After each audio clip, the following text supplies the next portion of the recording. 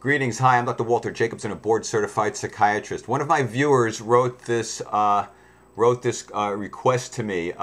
Could you please make a video on alcohol addiction? How can I make someone accept he has an addiction, or how can I make him face reality? What should I do to make him realize he's hurting me and killing himself? Okay, so the answer is there's nothing you can do, really. You can lead a horse to water, you can't make it drink. You can point out to this person how they are hurting themselves and how they are hurting you, and you can say it till you turn purple. But if they're in denial and they don't want to face it or acknowledge it, then you're out of luck. Then you have to accept the things that you can't change, which is the fact that this person is on automatic self-destruct pilot. He's on automatic pilot to self-destruct, and he's determined to destroy his life in as many ways possible: physically, emotionally, relationships, job, finances, etc. It's a horrible thing when alcoholics and addicts destroy their lives, and everyone around them knows it's happening but them. But there's nothing you can do.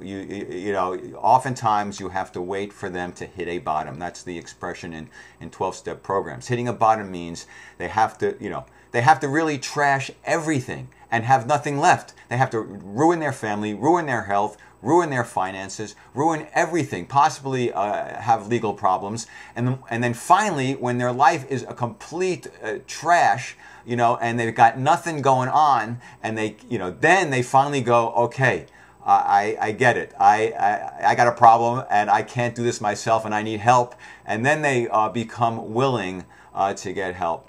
But the ego is that drives addictions, cunning, baffling, and powerful. Regrettably, I wish I had a nice answer for you. People do interventions, of course, where you get a whole bunch of family members and loved ones together to try to sit a person down and say, hey, look, you're miserable. You're physically and emotionally in terrible shape. You're doing this to yourself. If you would stop drinking or using and give yourself, give that a rest, it's very possible you will start to feel better. Your life will start to come into better focus. You can try to do interventions. You can try to encourage them to go to therapy. To encourage them to see a psychiatrist or a psychologist to get help. Encourage them to go to a rehab program. But if they are in denial, if they aren't responsive, you're ultimately just wasting your breath, wasting your present moments, trying to manipulate and fix somebody who doesn't want to be fixed. So regrettably, that's the story. Now, another angle on what you can do, but sometimes is the tough love angle.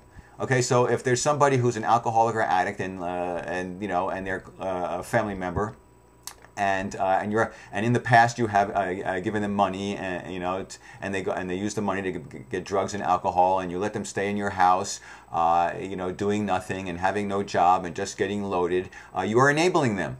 And if it's a child, it's hard to tell the child, to kick the child out and say, you got to get out of here because I'm enabling you, I'm not helping you, and by allowing you to live here and do your drugs and alcohol, ultimately, eventually, you're going to crash and burn. So the tough love thing is, unless you're willing to get into a program, unless you're willing to get some therapy and some help, you can't stay here anymore. That's tough love. That's brutal. I don't necessarily encourage it. It's an individual decision for every person to decide if they're going to basically make a tough love position with someone they care about who's drinking or using.